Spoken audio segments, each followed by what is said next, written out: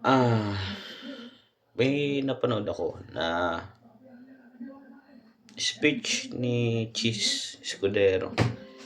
So, ang dapat daw na nagbabantay sa mga kampo, sa gate, mga kampo, security guard. Ang dapat daw na driver ng mga general, ng mga opisyal, ay driver.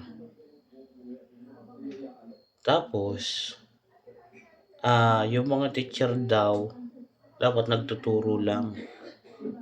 Well, yung sa teacher, tama naman, pero di ba may admin yan? Pero yung sa sundalo, pag inambush ba yung opisyal na sakay ng sasakyan, kaya ba siya ipagtanggol ng security guard? No, I mean, no respect. I mean, no disrespect sa mga security guard. Pero, kaya nyo ba yung performance ng sundalo na nakadetail sa mga opisyal? Kaya nyo bang dipahan yun? Kaya nyo sumalo ng bala para doon? Yung sa gate ng mga kampo ng sundalo, sigurado ba kayo na kaya nyong bantayan, sabi ni Cheese?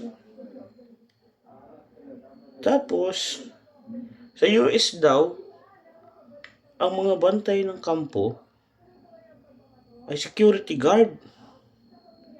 Security guard pala yung MP doon.